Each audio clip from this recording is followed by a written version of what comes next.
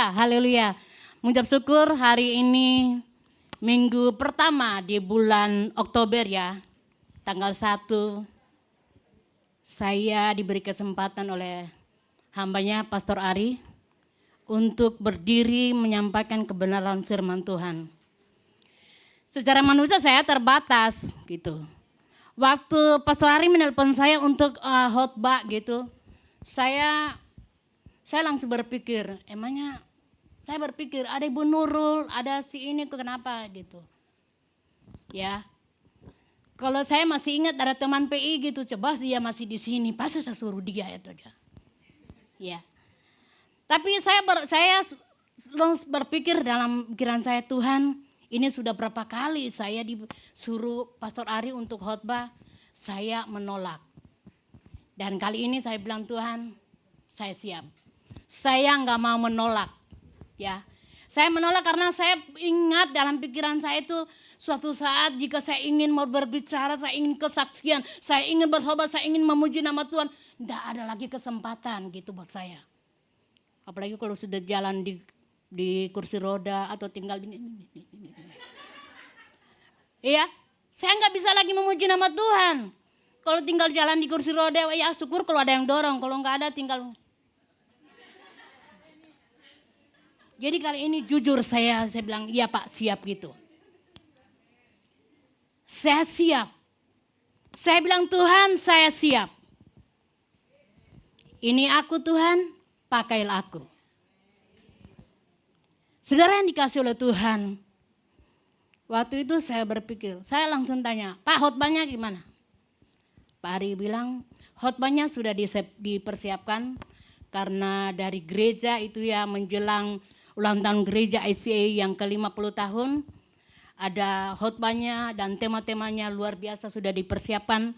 Saya percaya ini enggak kebetulan Tuhan berbicara kepada hambanya untuk menyampaikan isi hati Tuhan buat gereja kita ICA. Berikan kemuliaan bagi Tuhan. Haleluya. Saudara dikasih oleh Tuhan. Waktu Pastor Ari bilang khotbahnya sudah dipersiapkan. Terus ya kamu tinggal menambah bumbu-bumbunya gitu. Oh ya bumbunya, kan kalau masak itu pasti ada bumbunya kaifan, wuciufan, siau, dan lain-lain. Jadi puji nama Tuhan, agak kelegaan sedikit gitu. Karena kalau khotbahnya sudah siapkan ya kita memang tinggal tambah bumbu-bumbunya. Saudara dikasih oleh Tuhan, saya sebenarnya enggak akan kaget dijadwalin khotbah gitu. Karena seingat saya di saat kita sudah menyerahkan hidup saya untuk melayani Tuhan di jemaat ICA ini, ya kita sudah dibekali dengan sekolah sertifikat. Waktu itu kita diwisuda di Assembly of God di Mongkok itu bersama semua mahasiswa STT Tulmum, kita diwisuda di sana. Jadi waktu itu pastor pemimpin katakan kita perintisan gitu. Jadi kalau kayak tadi juga kita rapat di ngomong ini perintisan buat gereja Tuhan. Jadi tidak kebetulan kalau saat ini ya gereja kita, gereja Tuhan berbicara kepada hambanya untuk gereja ini mengembang ke kiri dan ke kanan. Sudah waktunya untuk berjalan untuk membuka terobosan baru, tantangan baru buat Tuhan. Amin. Saudara, kita diutus waktu itu perintisan di Assembly of God Wawe Church di Kuntong, saudara. Saya masih ingat itu. Saya pertama kali dengan ada 2 orang saya lupa gitu. Kalau ke Caiwan itu 4 Kingdom Group kan yang diutus perintisan di sana di Caiwan. Itu 4 Kingdom Group dan yang memimpin sudah pastor gitu. Hamba Tuhan. Kita masih dalam pendidikan, kita masih dalam tahap sekolah gitu. Sudah diutus. Perintisan di Kuntong. Kita 2 orang kok salah awalnya ke sana gitu. Di sana saya pimpin pujian, saya WL di sana, terus saya harus khotbah di sana. Kami kira ya saya berpikir itu saya mau ngomong apa gitu. Saya dulu sebenarnya opa saya tuh suruh untuk saya sekolah Alkitab. Saya tidak mau gitu. Karena di pikiran saya jadi pendeta itu gajinya gitu. Coba pikir, pasti tanya kalau hamba-hamba Tuhan yang di kampung-kampung itu. Saya ada kenal seorang hamba Tuhan di kampung itu. Saya terus tanya gaji berapa gitu. Saya pernah lihat status seorang hamba Tuhan yang keliling-keliling luar negeri itu. Dia detail ngomong status gaji para hamba-hamba Tuhan. Ternyata benar. Hamba Tuhannya di kampung itu sudah bersyukur punya gaji ada yang 300.000. Saya tanya seorang hamba Tuhan yang saya kenal, iya memang benar. Gaji kita cuma 300.000. 300.000 kalau punya anak 5 atau 8 gimana ya coba. Tapi saya percaya karena hamba Tuhan itu sudah mendedikasikan hidupnya bagi Tuhan. Tuhan mencukupkan beliau. Tuhan mencukupkan anak-anaknya bisa selesai kuliah. Anak-anaknya bisa jadi ada sekarang menjadi profesor, ada yang menjadi dokter gitu. Padahal kalau dipikir dia hamba Tuhan di kampung gitu. Itu saya kenal di Facebook, saya tanya gitu. Itu ya awal perkenalan Bapak gini, belum masuk dalam tema khotbah. Saya tanya Pak Ari waktu saya berapa jam gitu. Oh saya bilang Pak Ari bilang khotbah kan sampai berapa menit. Jadi saya hitung-hitung dari tadi main ketipung saya hitung-hitung saya mau khotbah gini-gini. Ini menyampaikan isi hati Tuhan, khotbah ini enggak segampang. Walaupun sudah lihat itu berapa lembar ini. Tidak tidur ini tadi malam ini tidur jam berapa ini saya langsung, aduh Tuhan gitu. Ini mau menyampaikan isi hati Tuhan saudara yang dikasihi Tuhan. Saudara minggu yang lalu Pastor Ari sudah menyampaikan kebenaran firman Tuhan. Yaitu mengenai awan perlindungan.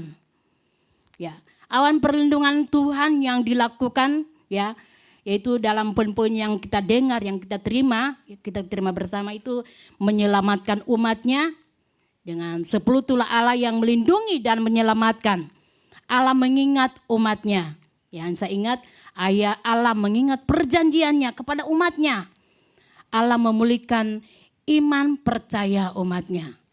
Berarti intinya dalam firman Tuhan yang disampaikan itu, tiang awan itu ya, tiang perlindungan Tuhan itu selalu menjadi pengingat bagi kita semua. Amin. Perlindungan dan kehadiran Tuhan yang membawa kita bersama-sama untuk taat dan setia di hadapan Tuhan.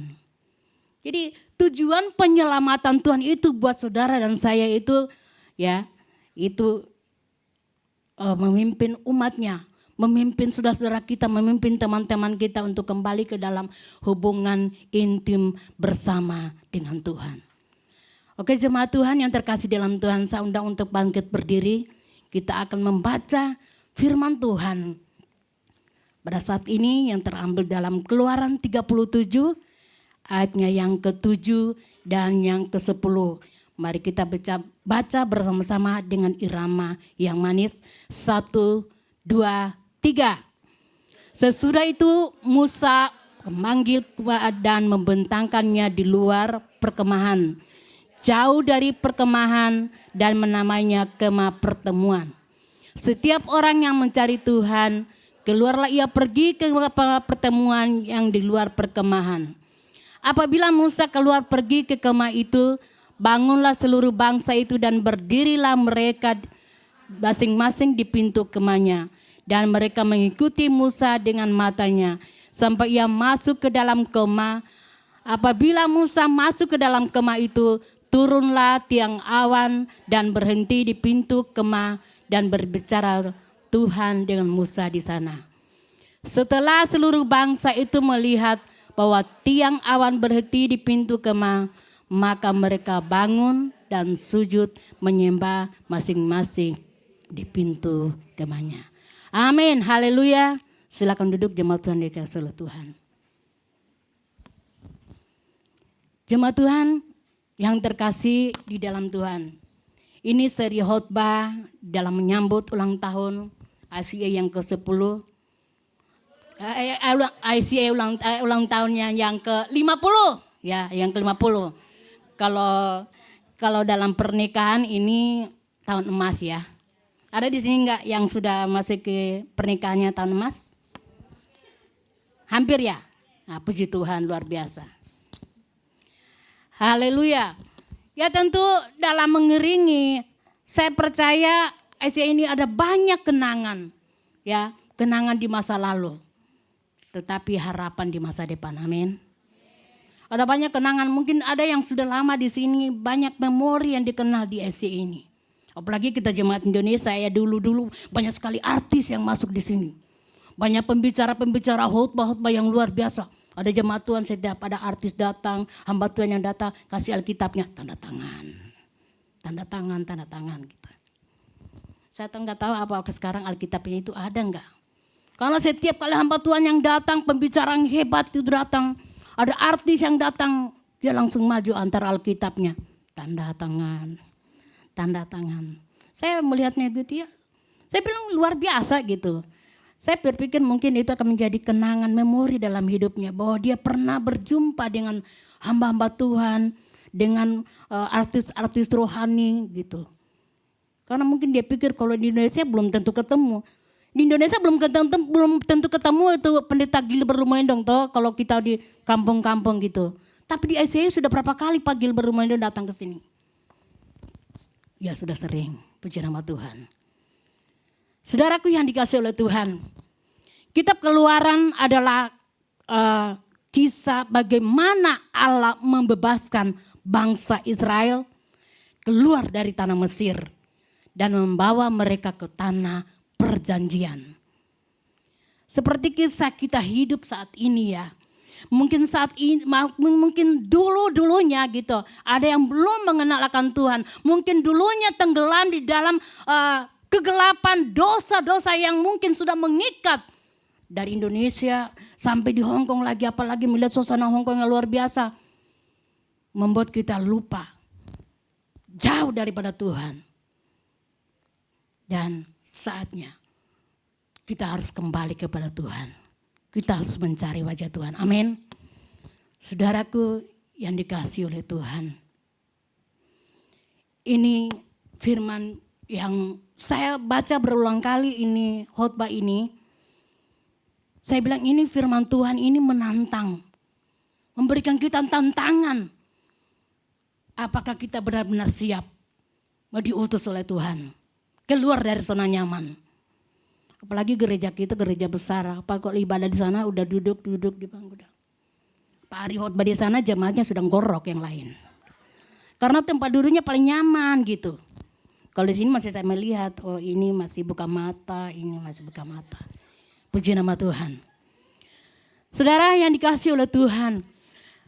Kitab Keluaran adalah kitab ya pada waktu itu pertama kali menunjukkan kasih karunia Tuhan.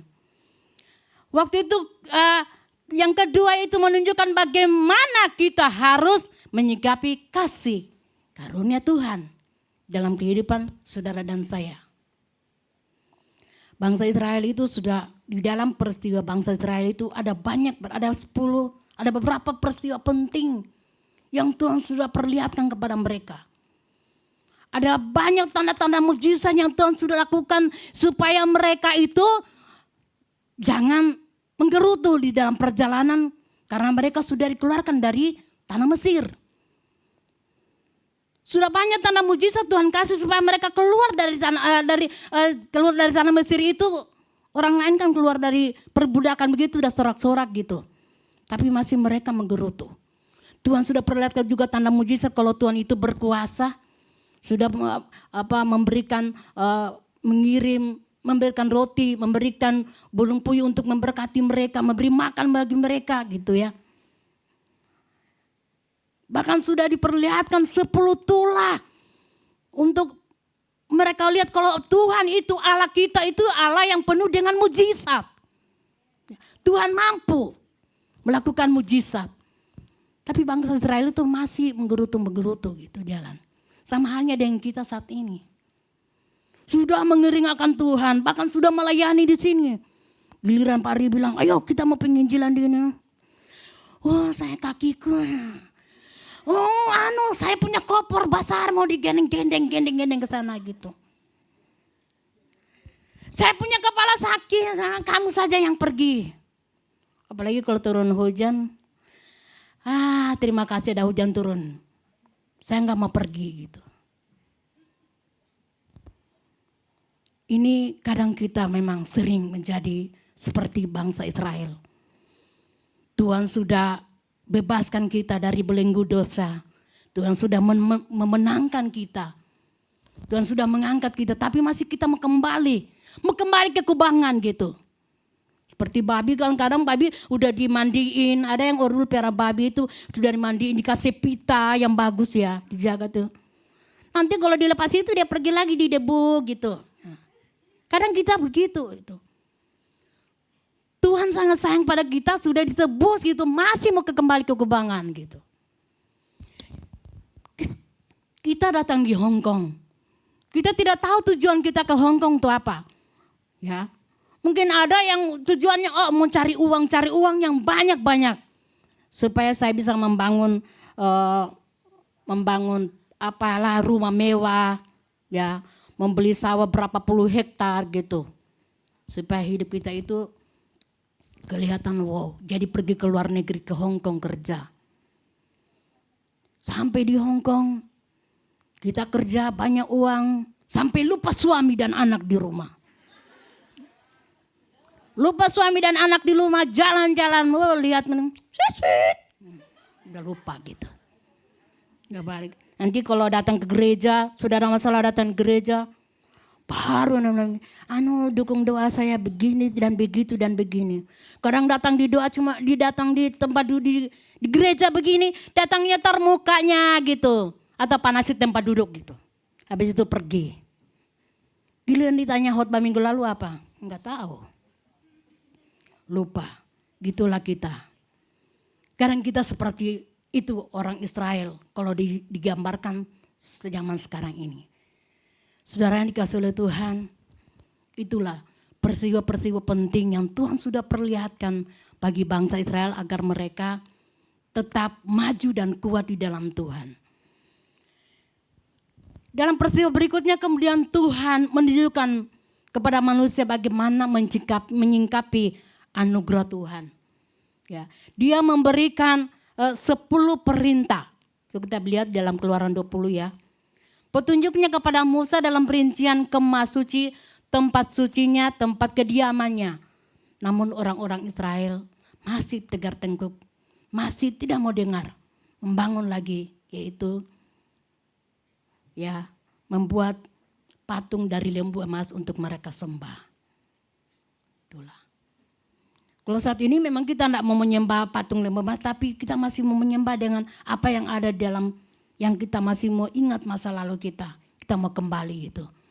Coba dulu saya apalagi kalau ada tawaran, part time di sana ada 500 satu hari. Part time di sana 1 bulan 5.000. Timbang-timbang ya sudah saya mendengar itu part time. Saya pernah dulu melari ke pelayanan, saya tidak ke gereja 2 minggu.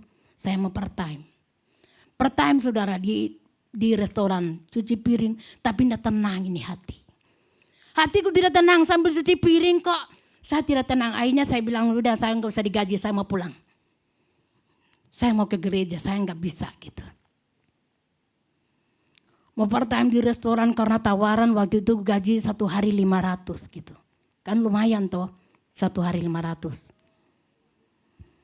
Saya part time, akhirnya saya nggak tenang, saya tinggalin. Saya bilang sama itu tuan restoran, saya nggak bisa, saya mau ke gereja. Nggak usah dibayar saya pergi, saya tinggalin. Dia suruh cari temanmu suruh cari, tapi saya nggak mau cari. Dan puji Tuhan, restoran itu karena ilegal ditutup. Teman saya dulu yang situ part time, ya, yang part time yang suka kuliah aja ke gereja, nggak mau saya ini keluarga saya, anak saya mau kuliah, butuh uang banyak, butuh ini. Waktu itu saya masih ingat dia ditangkap waktu itu. Saya cepat-cepat pergi dan saya mau tinggalkan itu part time. Teman saya yang tetap tinggal di situ, jadi dia harus mengalami proses. Jadi proses, jadi ada pilihan waktu itu. Kamu mau di penjara atau mau pulang ke Indonesia. Akhirnya dia minta pulang ke Indonesia. Daripada dia di penjara. Nah, untung-untung kalau ada yang besuk. Apalagi kita waktu itu mau liburnya, aduh masih ada yang cepat pulang. Anak Poso waktu itu yang pulang, yang anak Poso rata-rata waktu itu datang ke Hong Kong itu ada yang pokoknya hampir semua 1 bulan 1 kali libur. Awal-awalnya gitu. Itu pun saya waktu belum kenal ICA gitu.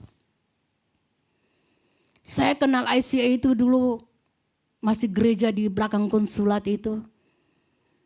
Jemaatnya itu masih hitung jari, saudara. Saya masuk itu pokoknya masih hitung jari.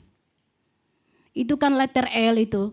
Kalau minggu pertama, keempat itu baru dibuka. Kalau minggu pertama dan ketiga itu dibuka karena itu ada liburnya itu, ada yang libur minggu pertama, ada yang liburnya minggu ketiga. Kalau kedua, keempat itu letter N-nya itu enggak dibuka karena jemaatnya memang cuma sedikit. Tapi seiring dengan berjalannya waktu, Tuhan pakai anak-anak Tuhan untuk menjadi berkat buat gereja ICA. Dan sampai saat ini gereja ini berdiri semua karena tuntunan dan pertolongan Tuhan. Amin. Saudara percaya kalau saudara di ICA ini datang di ICA ini karena tuntunan Tuhan? Saudara percaya? Amin. Berikan kemuliaan bagi Tuhan. Saudara ya, kamu dikasih Tuhan. Dalam khotbah ini baru awal ya. Poin pertama yaitu tempat atau kemah pertemuan. Saudara yang dikasih oleh Tuhan, kemah pertemuan di dalam Keluaran 33 ayatnya yang ke-7 ya. Kitab Keluaran 33 ayat yang ke-7 yaitu kemah pertemuan. Puji Tuhan, Pastor Ari sangat, saya kasih kesempatan saya khotbah dan dia sudah memberikan, saya berpikir begini, coba kalau ada gambar-gambarnya ya Pak Ari bikin. Puji Tuhan, tadi saya lihat. Berikan kemuliaan bagi Tuhan. Haleluya. Keluaran 33 ayatnya yang ke-7 kita baca bersama-sama. 1, 2, 3. Sesudah itu Musa mengambil kemah dan membentangkannya di luar perkemahan, jauh dari perkemahan, dan menamainya kemah pertemuan. Setiap orang yang mencari Tuhan, keluarlah ia pergi ke kemah pertemuan yang di luar perkemahan. Saudara yang dikasihi Tuhan, kemah pertemuannya adalah tempat hadirat Tuhan. Ya, di mana Musa akan bertemu dengan Tuhan dan Tuhan akan berbicara kepada Musa. Sama dengan kita saat ini, inilah gereja Tuhan, pertemuan kita dengan Tuhan, amin. Disinilah tempat kita untuk berdoa, menyembah dan memuji nama Tuhan. Allah ditinggikan di tempat ini. Saudara dan saya akan diurapi dan diberkati oleh Tuhan, amin. Haleluya, haleluya. Mulai dari pasalnya yang ke-25 ya, Musa menerima instruksi dari Tuhan. Tapi dalam kemah pertemuannya ini tadi, dalam perkemahan pertemuan Tuhan dengan Musa, yaitu di dalam Keluarannya yang ke-40 dan yang 34 sampai 38, mungkin tidak ada itu kita baca di situ juga bagaimana Tuhan memakai Musa, berbicara dengan Musa, dan Musa benar-benar mengalami hadirat Tuhan.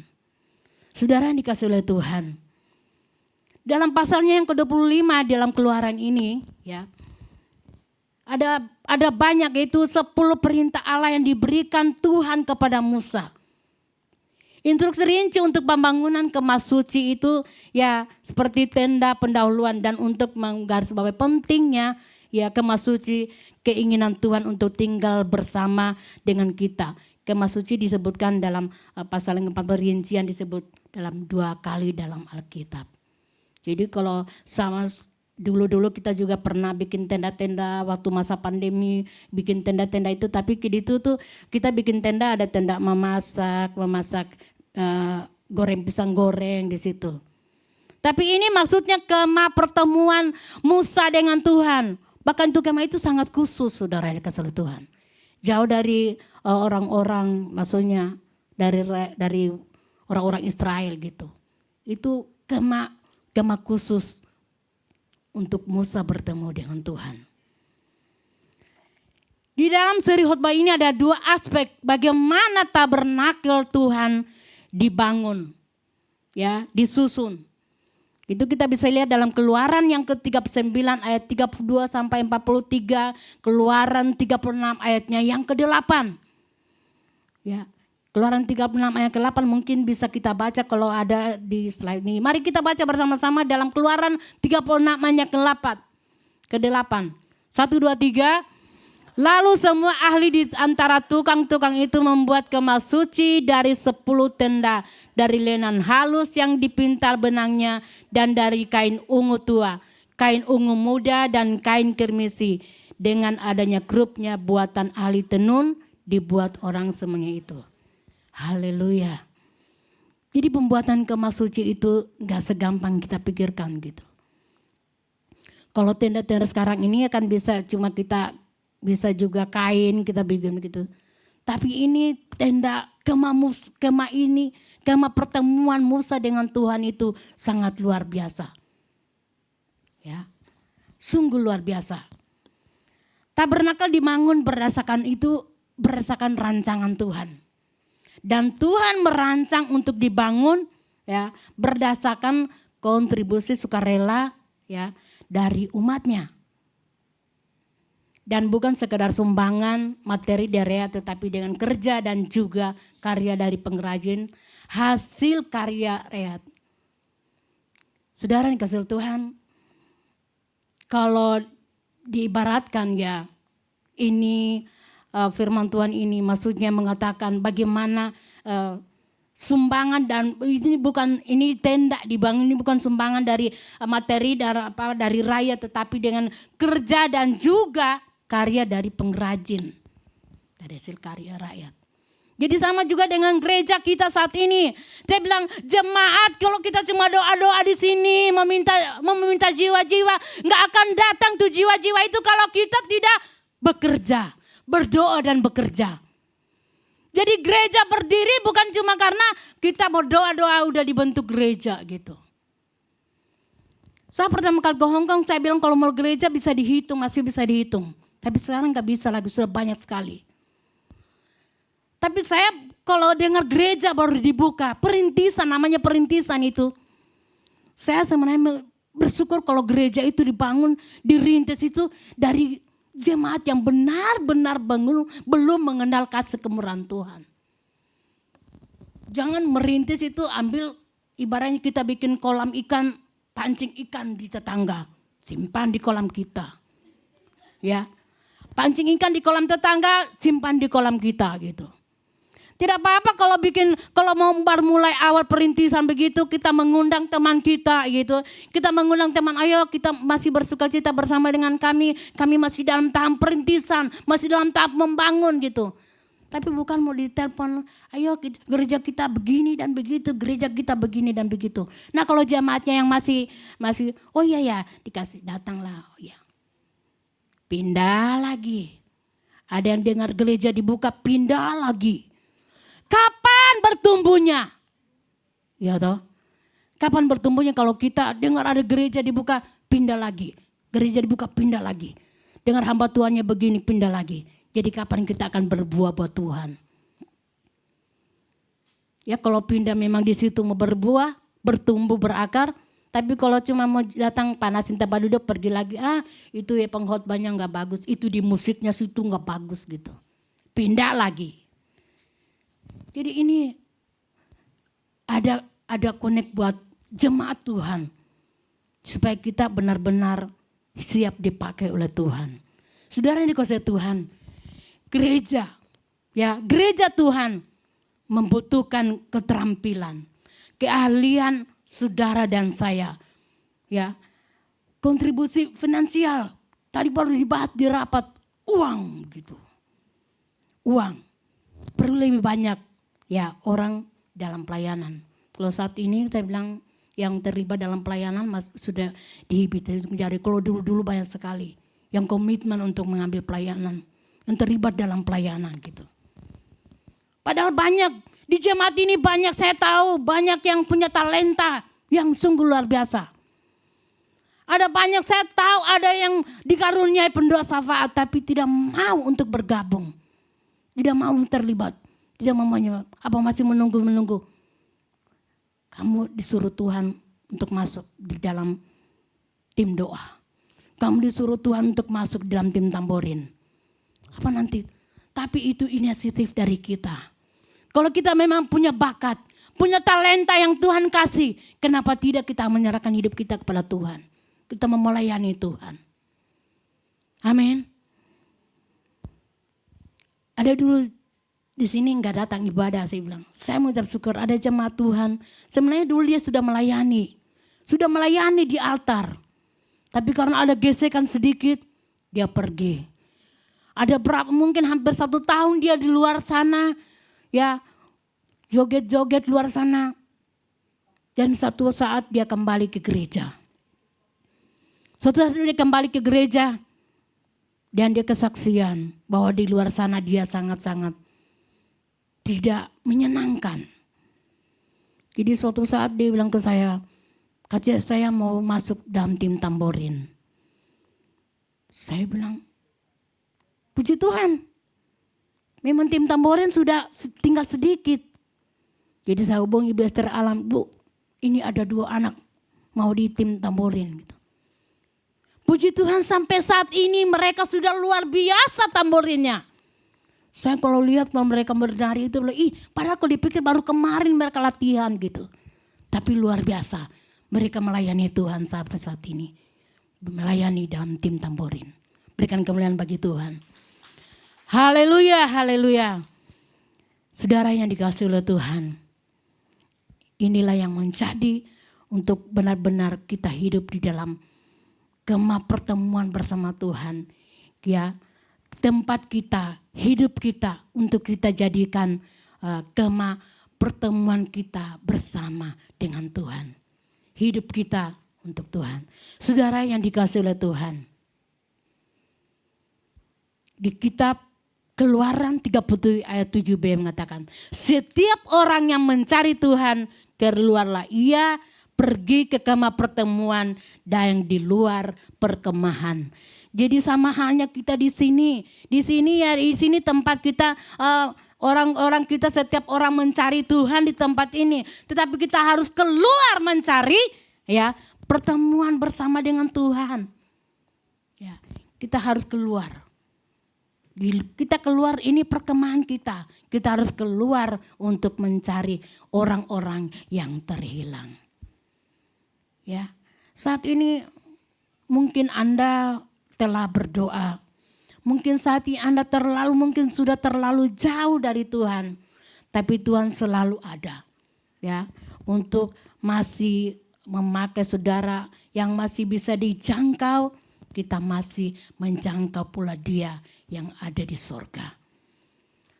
Saudara yang dikasihi oleh Tuhan, tidak ada jaminan ya, tidak ada jaminan bahwa mengikuti jalan Tuhan itu akan semulus yang kita pikirkan, ya. Akan semulus dan akan terbebas dari tantangan dan rintangan dalam mengiringkan Tuhan. Jadi satu-satunya jaminan dalam mengikuti Tuhan kita itu yaitu akan menghadirkan tuntunan Tuhan dalam kehidupan saudara dan saya. Isi hati Tuhan ada dalam hidup saudara dan saya. Jangan kita berpikir oh kita sudah mengirim akan Tuhan itu kita akan bebas dari tantangan. Ya. Kita akan sudah berpikir kita mau mengirim akan Tuhan itu akan bebas dari masalah. Bebas dari tantangan. Ya. Tapi kita percaya yang ada saat ini cuma rantangan yang kita hadapi. Rantangan itu kan Catherine toh. Rantangan itu Catherine. Nanti kita akan makan bersama siang itu. Jadi kalau ada sisa kita bungkus. Itu namanya rantangan. Tapi kalau kita mau mengirim akan Tuhan. Kita akan banyak menghadapi masalah saudara. Banyak tantangan, banyak pergumulan. Ya, ada gesekan dengan teman-teman kita dalam sepelayanan. Mungkin di dalam keluarga kita sudah menyerahkan hidup kita di hadapan Tuhan. Tapi banyak tantangan yang kita hadapi, banyak pergumulan, banyak masalah. Mungkin saat ini ada teman-teman yang dari Indonesia belum percaya kepada Tuhan. Tapi setibanya di Hongkong mengenal akan Tuhan. Terus menghadapi tantangan. Takut dengan keluarga. Takut untuk hina atau disingkirkan oleh keluarga. Tapi percaya, di saat engkau menerima Yesus sebagai Tuhan dan Juru Selamatmu dalam hidupmu, keluargamu itu janji Tuhan, Tuhan juga sudah selamatkan. Amin. Tetapi tugas kita tidak akan berakhir sampai di situ. Kita tetap harus berdoa buat keluarga kita agar benar-benar mengenal kasih kemurahan Tuhan. Amin. Saudara yang dikasihi oleh Tuhan. Poin yang kedua yaitu imam. Saudara percaya kalau saudara dan saya imam? Saudara percaya kalau saudara dan saya itu imam? Amin. Dalam Keluaran yang ke-33 ayatnya yang ke-8. Ya. Keluaran 33 ayat ke-8 saya bacakan. Apabila Musa keluar pergi ke kemah itu, bangunlah seluruh bangsa itu dan berdirilah mereka masing-masing di pintu kemahnya, dan mereka mengikuti Musa dengan matanya sampai ia masuk ke dalam kemah itu. Kalau di dalam ayat-ayat pendukung yang lain, di dalam Yesaya yang ke-61 ayat yang ke-6, ya, Yesaya 61 ayat 6 berkata, tetapi kamu akan disebut imam Tuhan dan akan dinamai pelayan Allah kita. Kamu akan menikmati kekayaan bangsa-bangsa dan akan memegahkan diri dengan segala harta benda mereka. Jemaat Tuhan yang terkasih di dalam Tuhan, Musa adalah orang yang ditunjuk Allah untuk memimpin umatnya keluar dari tanah Mesir. Dan dialah yang sekarang juga mendoakan umatnya yang menjadi pengantara bagi umatnya. Kalau di saat ini juga kita ini berada di lingkungan ICA ini, kita punya pemimpin, ya, kita punya pemimpin Pastor Ari. Saya percaya Pastor Ari selalu mendoakan kita gitu, karena dia pengantara yang membawa jemaat ICA untuk dalam hadirat Tuhan. Pasti dia berdoa, Tuhan berkati jemaat ICA agar benar-benar setia dan taat di hadapan Tuhan. Amin. Saudara yang dikasihi Tuhan, setelah peristiwa dari anak lembu emas gitu, di dalam bab yang ke-32, 30 ayat yang ke-10, Tuhan bermaksud untuk membinasakan umatnya. Namun Musa berbicara dengan Tuhan dan memberikan dasar bagi Tuhan untuk tidak membinasakan umatnya. Karena bangsa Israel tengkar-tengkuk dia benda.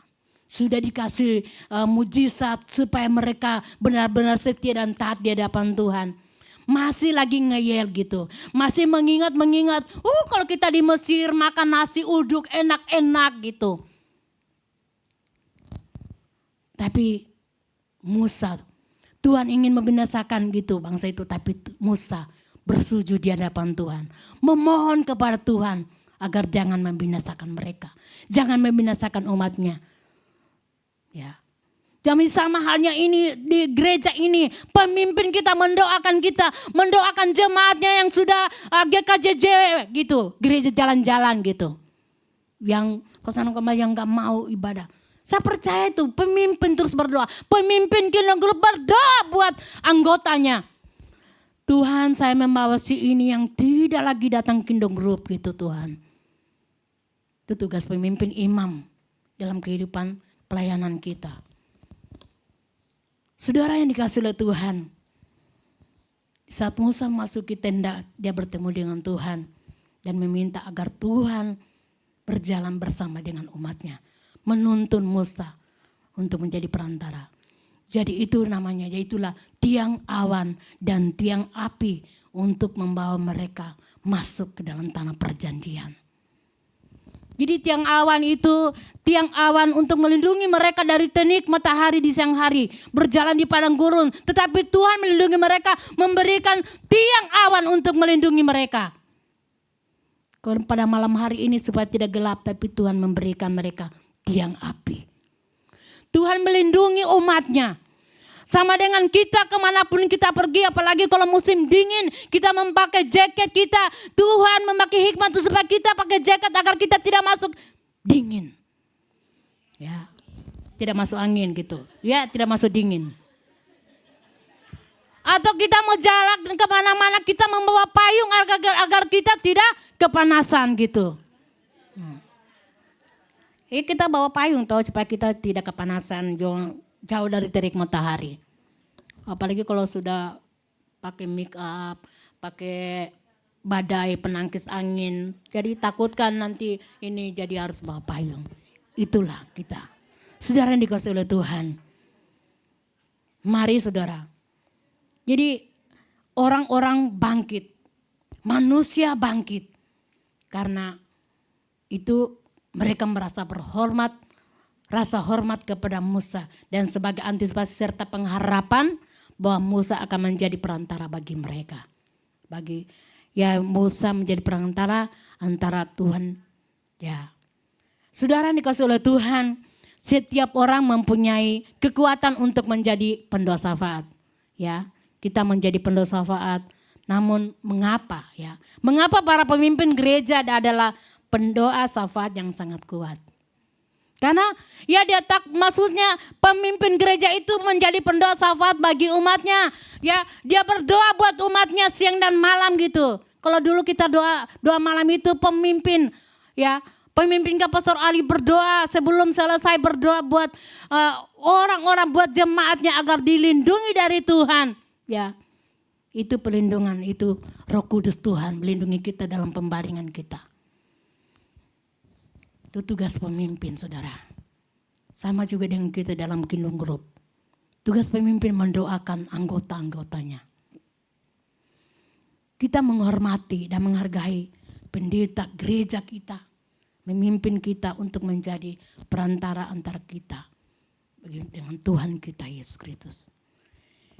Di dalam ayat pendukung kita di Ibrani 4. Ayat yang 14. Dan 57 sampai Ibrani 4 ayat 14 sampai 16. Saya bacakan, karena kita sekarang mempunyai imam besar agung yang telah melintasi semua langit, yaitu Yesus anak Allah. Baiklah kita teguh berpegang pada pengakuan iman kita. Sebab imam besar yang kita punya bukanlah imam besar yang tidak dapat turut merasakan kelemahan-kelemahan kita. Sebaliknya sama dengan kita, ia telah dicobai hanya tidak berbuat dosa. Sebab itu marilah kita dengan teguh, marilah kita dengan penuh keberanian menghampiri tahta kasih karunia supaya kita menerima rahmat dan menemukan kasih karunia untuk mendapatkan pertolongan kita pada waktunya. Saudara yang dikasihi Tuhan, ada kalanya kita mungkin merasa sebagai orang yang tidak mungkin dipakai oleh Allah. Mungkin kita mempunyai keterbatasan gitu. Kita mempunyai keterbatasan fisik. Merasa tidak mempunyai penampilan yang wow gitu. Atau mungkin kita merasa modelku begini, potonganku begini-begini. Saya enggak mau gitu. Ya, untuk menjadi pemimpin. Sudah ditawarin untuk jadi pemimpin, masih ngeyel. Saya enggak bisa. Gitu. Atau untuk menjadi imam di dalam Kingdom Group. Menjadi imam di dalam gereja. Bukan hanya sebagai nanti mau khotbah di sini baru bilang itu jadi pemimpin. Atau khotbah di mana-mana itu pemimpin yang luar biasa. Tapi kita semua imam. Atau memiliki mungkin ada yang berpikir saya punya masa lalu yang kelam. Tidak mungkin Tuhan mau terima saya. Jadi kita berpikir dari situ. Kita kadang tidak mau untuk terlibat dalam pelayanan. Karena kita punya masa lalu yang sangat kelam. Tetapi saudara, firman Tuhan berkata di siang hari ini. Tuhan akan memakai orang yang biasa-biasa untuk dipakai untuk mengerjakan pekerjaannya yang luar biasa. Amin. Haleluya. Saudara yang dikasihi Tuhan. Ada banyak jemaat Tuhan di sini yang memang dulu belum datang masih sebagai jemaat gitu. Tapi karena mereka memberi diri untuk melayani akan Tuhan. Tapi luar biasanya Tuhan pakai mereka. Yang dulunya bilang saya nggak bisa menyanyi, suara saya fals gitu. Dulu kalau ada paduan suara itu saya kalau dengar ini saya dengar dia jalan-jalan itu kalau saya dengar vals, dia gak mau menyanyi gitu. Saya tantang dia, kenapa? Saya bilang menyanyi. Saya bilang bukan siapa yang mendengar suara kamu. Yang dengar suara itu Tuhan suara kamu. Hati kamu yang sedang memuji. Hati kamu yang sedang menyembah Tuhan. Tuhan melihat hati kamu. Di saat kamu memuji nama Tuhan. Jadi walaupun suara kita wow keren luar biasa. Tapi kok hati kita menjauh daripada Tuhan itu namanya moyong. Moyong gak mah? Benar. Saudara yang dikasihi oleh Tuhan. Mari kita buka hati kita. Untuk benar-benar Tuhan mau pakai. Untuk menjadi pemimpin-pemimpin Kingdom Group. Menjadi pemimpin-pemimpin dimanapun kita berada. Di keluarga kita. Atau di luar dimanapun. Biar kita menjadi imam-imam yang luar biasa. Haleluya. Haleluya. Jadi mari kita benar-benar untuk siap. Untuk dipakai Tuhan. Menjadi alatnya Tuhan. Dimanapun kita berada. Saudara yang dikasihi oleh Tuhan. Sebagai orang Kristen, kita dipanggil untuk menjadi terang dunia. Kita harus bisa memberi contoh yang baik buat sesama kita, buat menjadi teladan buat orang-orang yang lebih khusus belum mengenal akan Tuhan, belum mengenal kasih kemurahan Tuhan, menjadi panutan yang nyata di dalam tingkah laku kita. Ya, jadi bagaimana kita menghormati pemimpin kita yang ada. Ya, kalau di dalam pemimpin di gereja kita, imam yang ada di depan kita, ya, agar supaya kita pun bisa menjadi teladan, kita belajar menghormati pemimpin kita yang ada. Ada amin saudara? Haleluya. Oleh karena itu, gereja, kelompok-kelompok kecil, sel-sel grup atau Kingdom Group dan lain-lain. Mari kita bawa kepada Tuhan. Dengan hati takut akan Tuhan. Dan mempunyai kewajiban untuk benar-benar mengajarkan tata tertib dalam kita mengiring akan Tuhan. Sopan santun yang baik di hadapan Tuhan. Saudara yang dikasihi oleh Tuhan. Ini yang terakhir. Poinnya yang ketiga. Ini sudah mau selesai ini. Sabar Pak. Makanya jangan kasih saya jadwal gitu. Puji nama Tuhan, kita akan masuk dalam poin yang ketiga itu hadirat Tuhan. Hadirat kudus Tuhan. Di dalam Keluaran 33 ayat 9 sampai yang ke-10 saya akan bacakan. Apabila Musa masuk ke dalam kemah itu, turunlah tiang awan dan berhenti di pintu kemah dan berbicaralah Tuhan dengan Musa di sana. Setelah seluruh bangsa itu melihat bahwa tiang awan berhenti di pintu kemah, maka mereka bangun dan sujud menyembah masing-masing di pintu kemahnya. Ayat pendukungnya kita akan baca di dalam Amsal 17 ayat yang kedua, mungkin tidak ada di situ. Jadi nanti kita baca di rumah gitu ya. Kita baca dalam Kingdom Group kita masing-masing. Saudara yang dikasihi oleh Tuhan. Tuhan ada di dalam tiang awan dan tiang api. Ya. Karena tidak ada manusia yang dapat melihat Allah dengan tetap hidup. Orang-orang tahu bahwa hadirat Tuhan ada di dalam tiang awan ini. Dan melalui tiang awan itulah Allah berada di dalam Keluaran 13 ayat 21. Untuk menunjukkan jalannya kepada mereka. Sehingga masyarakat mengetahui bahwa hadirat Tuhan ada di awan itu. Jadi Keluaran 13 ayatnya yang ke-21 berkata, Tuhan berjalan di depan mereka pada siang hari dan dalam tiang awan dan untuk menuntun mereka di jalan. Pada waktu malam tiang api untuk menerangi mereka sehingga mereka dapat berjalan di siang dan malam hari. Saudara yang dikasihi oleh Tuhan. Itulah kasih kemurahan Tuhan. Tuhan menuntun bangsa Israel.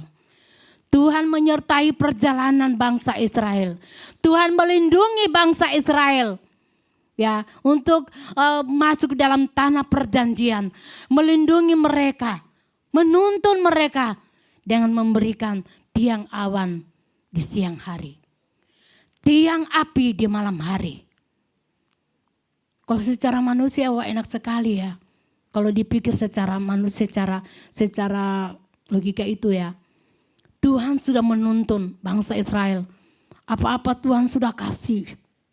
Apa-apa Tuhan sudah kasih. Tapi masih juga menggerutu. Masih juga menggerutu. Sama kalau dengan kita juga saat ini masih menggerutu. Kadang itu menggerutu. Di dalam pelayanan pun kita masih menggerutu. Benar atau tidak? Masih menggerutu saudara. Kadang pemimpin sudah bilang tidak perlu jauh-jauh. Pemimpin sudah kirim di grup info begini-begini. Kadang kita masih cuma ngeliat. Cuma melihat, untung-untung kok dibaca, cuma melihat begini. Iya gitu. Kita tidak mau membalas pemimpin KG sudah kirim ini info begini. Info dari gereja tinggal meneruskan. Mau ngomong amin saja kok susah gitu. Terjempol susah. Jadi sama halnya di bangsa Israel. Padahal Tuhan sudah kasih tiang awan. Tuhan sudah tuntun mereka dengan tiang api di malam hari. Di siang hari Tuhan tuntun mereka dengan tiang awan.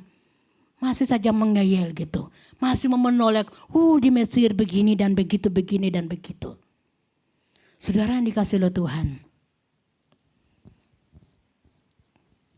Dalam kitab Mazmur 104 ayat yang ketiga berkata, yang menjadikan awan-awan sebagai kendaraanmu yang bergerak di atas sayap angin. Awan adalah kendaraannya Tuhan. Kendaraan Tuhan diparkir di depan pintu masuk kereta ini menjaga pintu masuk. Ya. Kita tahu dia telah tiba dan akan berada di dalam pintu kemah pertemuan Musa. Kalau di gereja kita itu, jadi awan adalah kendaraannya Tuhan. Kita dari rumah majikan kita jalan itu, Tuhan menuntun kita untuk datang di tempat ini, ya. Itu kendaraan Tuhan yang Tuhan kita sudah diparkir di depan pintu ini. Di depan pintu, kendaraan Tuhan diparkir di pintu. Apakah enggak cukup Tuhan sudah menuntun kita? Menuntut saudara dan saya. Haleluya. Dan orang-orang beribadah, jika kehadiran Tuhan ada bersama kita, respon alami yang kita alami, kita adalah beribadah. Jadi kita datang sini, datang tujuan kita beribadah. 2 minggu lalu dan tadi juga masih ada rapat, ya dibahas mengenai tipe atau sifat jemaat yang datang gitu. Waktu Pastor Edmond yang ngomong ini tipe jemaat begini, saya sebenarnya menyambung, iya memang benar pastor. Ada jemaat yang datang cuma mempanasin tempat duduk gitu. Ada jemaat kalau dengar pengkhotbahnya bagus, nanti pulang. Tapi kalau jemaat yang pengkhotbahnya itu apalagi malam begini, alah cuma si dia yang khotbah aku tidur wae gitu. Ya kadang begitu, ada jemaat begitu. Tapi ada jemaat yang datang benar apalagi dengar itu pemain musiknya, wow luar biasa. Belum mulai dia sudah lompat gitu. Itulah tiba-tiba jemaat memang benar gitu. Benar saudara, tiba-tiba jemaat itu memang berbeda-beda. Ada jemaat yang suka berdoa. Ada jemaat yang suka fellowshipnya luar biasa. Ada jemaat yang suka khotbahnya di gereja ini begini-begini. Itulah memang tipe-tipe dan sifat jemaat Tuhan. Sama juga ada yang Kingdom Group. Saya mau masuk di Kingdom Group sana, kalau Kingdom Group sana makannya enak-enak gitu. Kalau Kingdom Group saya nggak ada enak-enak makanannya gitu. Jadi itulah sifat-sifat jemaat, sifat-sifat anggota kita. Percaya atau tidak? Pasti pemimpin-pemimpin itu nggak berani ngomong. Pasti iya benar gitu. Ada jemaat kalau suruh berdoa, kamu saja gitu. Selalu harus dibilang kamu saja berdoa. Saudara, saya mau ngomong. Dulu saya ada jemaat gitu. Waktu itu saya pegang itu wilayah 3. Karena waktu itu saya ditugaskan untuk menjadwal yang WL singer gitu. Ada satu pemimpin Kingdom Group dan sekarang sudah almarhum. Saudara 3 kali waktu itu saya jadwal untuk WL, dia tolak. Dia menolak, dia bilang tidak KC, saya tidak berani. Karena waktu baru suruh berdoa, kakinya sudah begini lutut. Kakinya sudah goyang. Tapi saudara, saya kasih tantangan karena saya tahu suaminya hamba Tuhan. Saya bilang kamu harus berani WL gitu. Suamimu hamba Tuhan. Kalau kamu pulang, suamimu khotbah terus suamimu tiba-tiba suruh kamu WL, gimana coba? 3 kali dia tolak. Tapi detik-detik saat dia akan berakhir, dia minta KC, saya siap. Saya jadwal dia, 2 kali berturut-turut saya jadwal dia WL. Tapi saya harus berdiri di depan. Karena dia ngomong, KC di depan. Kalau sudah begini ngomong, iya. Benar saudara. Dia mau, karena dia berpikir pulang ke Indonesia nanti. Dia akan membantu suami. Benar saudara. Dia pulang ke Indonesia, WL pertama dia hubungi saya, KC saya besok WL. Apa saya nggak bahagia? Justru saya bahagia gitu. Saya bersuka cita. Karena di sini dia dibekali. Saya kasih tantangan buat dia. Sama dengan saat ini saudara-saudara yang kasih Tuhan. Jangan berpikir, oh saya bilang saya mau pulang ke Indonesia. Atau saat ini saya cuma datang duduk manis gitu.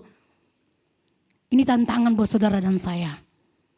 Waktunya buat kita untuk melayani Tuhan. Jangan buang-buang waktu. Saya bilang alat musik banyak. Ada satu anak Tuhan di sini. Setiap minggu saya tahu dia bawa stick drum gitu. Setiap minggu. Saya sudah ngomong, kamu beranikan diri aja gitu. Saya bilang isi Feni dulu gak ada ngajar. Tapi dia mulai. Ketok. Tapi sampai saat ini luar biasa Tuhan pakai gitu. Jadi kalau ada talenta, ada karunia yang Tuhan kasih, jangan pelit-pelit. Jangan ditahan-tahan. Harus kita benar-benar berikan untuk Tuhan. Jadi waktu dia dipanggil oleh Tuhan, saya melihat suaminya upload fotonya. Saya bukannya sedih gitu, tapi saya berbahagia karena dia dari sini dia dibekali, pulang ke Indonesia dia benar-benar melayani Tuhan, mendampingi suaminya melayani Tuhan. Sungguh itu luar biasa. Saudara yang dikasihi Tuhan, jemaat yang luar biasa di mata Tuhan. Mari kita mempersiapkan diri kita. Jadi di dalam kita melayani akan Tuhan, di dalam kita mengiring akan Tuhan, jangan takut dan khawatir. Tuhan akan menuntun kita. Akan memberikan hikmat bagi kita. Mungkin kita enggak berpikir suara kita fals gitu. Saya enggak mau gitu. Suara saya fals, saya enggak berani menyanyi. Tapi di saat kamu mengambil keputusan untuk memuji nama Tuhan. Di saat kamu mengambil keputusan untuk melayani akan Tuhan. Tuhan akan ubahkan menjadi suara yang merdu buat Tuhan. Berikan kemuliaan yang meriah bagi Tuhan. Haleluya. Saudara yang dikasihi oleh Tuhan. Tuhan tidak akan memandang fisik saudara dan saya. Yang dilihat Tuhan itu hati kita. Ya. Tuhan melihat hati kita untuk siap dipakai oleh Tuhan. Kitab Keluaran 40 mencatat bahwa kemah suci dibuat secara prinsip, ya. Ada persiapan-persiapan dilakukan Musa dan bangsa Israel. Ada peralatan ruang Maha Kudus Tuhan, ada ruang Maha Kudus. Jadi sama dengan ini, tempat ini altar Tuhan. Kalau bangsa Israel ya luar biasa, ada ruang kudus, ada ruang Maha Kudus lagi gitu. Itu enggak segampang gitu. Bangsa Israel dengan Musa mempersiapkan semuanya untuk Tuhan. Jadi mari kita ini mempersiapkan hati kita itu. Hati kita itu dipersiapkan untuk ruang Maha Kudusnya Tuhan. Kita mau menyembah Tuhan. Hadirat Allah turun atas saudara dan saya, hadirat Allah untuk kemuliaan nama Tuhan. Ada dalam kehidupan saudara dan saya. Saudara yang dikasihi oleh Tuhan. Sebenarnya khotbah ini masih panjang saudara. Tapi saya bilang saya mengambil poin-poinnya yang benar-benar untuk memotivasi kita. Untuk benar-benar memberi semangat buat kita agar kita benar-benar hidup saat ini mempergunakan waktu yang ada. Untuk benar-benar memberi diri, memberi hidup kita untuk Tuhan. Untuk melayani akan Tuhan. Saat ini saudara dikasih oleh Tuhan. Tenda pertemuan di hadapan Allah itu, namun kita tahu itu masih, kita tahu dari Tuhan masih tinggal bersama sebanding kita saat ini itu sama dengan kita. Bait Allahnya Tuhan ada dalam kehidupan saudara dan saya. Ya. Ketika Yesus meninggalkan dunia, saudara, dia mengirimkan penghibur. Roh Kudus untuk tinggal di dalam kita dan kita menjadi bait sucinya. Jadi kita ini bait sucinya Tuhan. Di dalam 1 Korintus 3 ayat 6-16 dan dalam Yohanes 2 ayat 19 gitu. Yohanes 1 ayat 1-14. Situ nanti kita bisa baca bersama-sama di dalam Kingdom Group. Bahkan di saat-saat kita bersatu teduh kita baca firman Tuhan ini. Ya. Kita benar-benar untuk mengetahui kasih karunia Tuhan. Untuk mengetahui bahwa Tuhan masih tinggal bersama-sama kita di dalam ya bersama kita di dalam kita. Dan untuk menanggapi rahmatnya melalui ibadah, pengorbanan, pelayanan, dan ketaatan kita kepada Tuhan. Saudara yang dikasihi Tuhan, kita menjadi imam. Ya, kita kembali kepada poin yang kedua, imam, pemimpin gereja. Kita di dunia ini menjadi imam-imam. Ya, kalau dalam yang terutama dan terutama dalam kehidupan kita ada imam yang agung, yaitu Yesus Kristus. Yang kita agungkan dalam kehidupan saudara dan saya.